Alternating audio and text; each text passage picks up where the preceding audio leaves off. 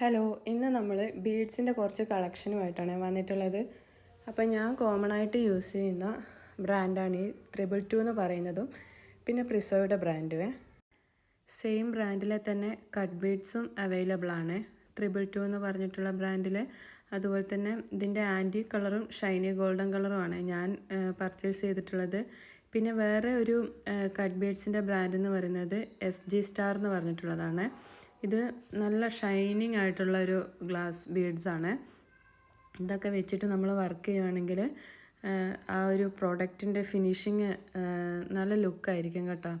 അതുപോലെ കോമൺ ആയിട്ട് ഏറ്റവും കൂടുതൽ പോകുന്ന ഒരു ബീഡ്സാണിത്. റൗണ്ട് ബീഡ്സ് 2mm 3mm എന്നൊക്കെ പറഞ്ഞിട്ടുള്ള സൈസസിലാണ് ഇത് അവൈലബിൾ ആയിട്ടുള്ളത്.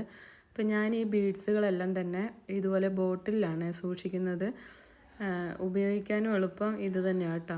പാക്കറ്റിൽ നിന്ന് എടുത്ത് ഉപയോഗിക്കുന്നതിൽ നല്ലത് നമുക്കിതുപോലെ ബോട്ടിലിൽ ഇട്ടിട്ട് ഉപയോഗിക്കുന്നതാണ്.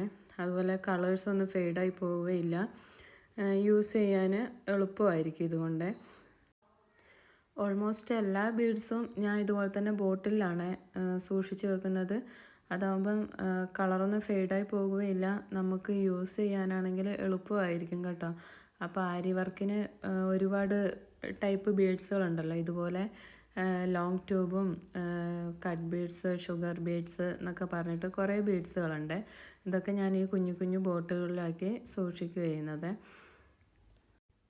പിന്നെ ഇത് പ്രിസോ ബ്രാൻഡിൻ്റെ ആൻറ്റി കളറിൽ വരുന്ന ഷുഗർ ബീഡ്സാണ്. അത് നല്ല ഷൈനിങ് ആയിട്ടുള്ളൊരു ഷുഗർ ബീഡാണ്.